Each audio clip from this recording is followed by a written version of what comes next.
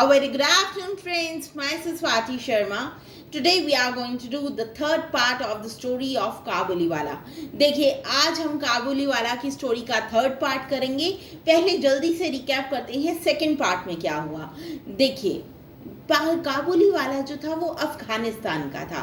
वो यहाँ पर इंडिया में क्या किया करता था, वो बेचा करता था काजू और बादाम और नट्स वगैरह. देखिए, रविंद्रनाथ टैगोर थे, उनकी बेटी थी मिनी. मिनी को शुरू से बचपन से ही जब वो 1 साल की थी उसने तब बोलना शुरू कर दिया और वो बहुत बोलती थी. उसकी मदर उसे कहती थी कम बोलो, लेकिन रविंद्रनाथ टैगोर कहते थे जितना बोलना चाहती हो बोलो. तो क्या हुआ, काबुलीवाला मिनी के पास आया तो शुरू में तो मिनी ने बहुत उसे डरना शुरू कर दिया. वो उसके पास जाना नहीं चाहती थी क्योंकि वो खुले कपड़े पहनता था, उसका ड्रेसअप थोड़ा सा अजीब था. मिनी उससे डरती थी. लेकिन धीरे धीरे मिनी की और काबुलीवाला की फ्रेंडशिप हो गई. वो आपस में बैठ के बहुत बातें करते थे.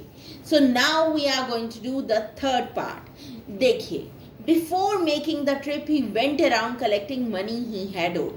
देखिए, काबुलीवाला जो था वो कुछ दिनों के लिए साल में अपने वतन अफगानिस्तान जाया करता था.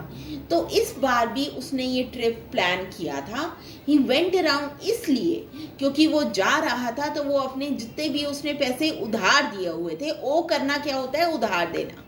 जितने भी पैसे उसने उधार दिए हुए थे वो लेने के लिए वो लोगों के पास गया. But this year the Kabuliwala got into a scuffle with a man who owed him money.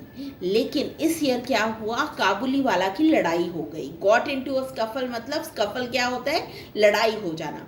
जब आप कहना चाहते हैं किसी की लड़ाई हो गई तो आप क्या कहेंगे, got into a, he or she got into a scuffle with a man who owed him money.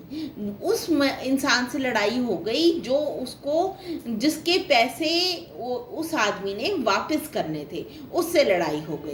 And ended up stabbing him, और उसने उसको स्टैब कर दिया. So he was held for the next several years. तो इसलिए उसको पकड़ लिया गया for the next several years. Next कुछ ईयर्स के लिए उसको पकड़ लिया गया. During which Mini grew up and start in enjoying the company of girls of her age. इसी दौरान ये टाइम जब था, मिनी बड़ी हो गई. ग्रियो अप का क्या मतलब है, बड़ी हो गई. And start in enjoying the company of girls of her age. और उसने अपनी एज की लड़कियों की कंपनी इंजॉय करनी शुरू कर दी. Rabindranath Tagore also forgot about the Kabuliwala. Rabindranath Tagore जो थे वो भी काबुलीवाला के बारे में भूल गए. But on the day of minis wedding, जिस दिन मिनी की वेडिंग थी, the Kabuliwala appeared at the Rabindranath house. उस दिन काबुलीवाला जो था वो रविंद्रनाथ टैगोर के घर फिर आया. विदाउट अ बैग और हिज लॉन्ग हेयर. आज उसके हाथ में बैग नहीं था और सिर पर लंबे बाल नहीं थे. He was barely recognisable to Rabindranath Tagore. Barely होता है मुश्किल से, रिकग्नाइजेबल मतलब पहचाना नहीं जा रहा था, मुश्किल से पहचाना जा रहा था. रिकग्नाइज करना क्या होता है, पहचानना. बेयरली क्या होता है, मुश्किल से. But he eventually welcomed him in रविंद्रनाथ's house. लेकिन एंड में उन्होंने उसको वेलकम किया अपने घर में. But he was uneasy. लेकिन उसको अनईजी रविंद्रनाथ टैगोर को फील हो रहा था कि मतलब वो फील नहीं कर रहे थे कि उसे बुलाएं. And told the Kabuliwala to leave. उन्होंने काबुलीवाला को कहा तुम चले जाओ. ही कंप्लाइड की का मतलब क्या होता है, मानना. But shortly after the Kabuliwala return.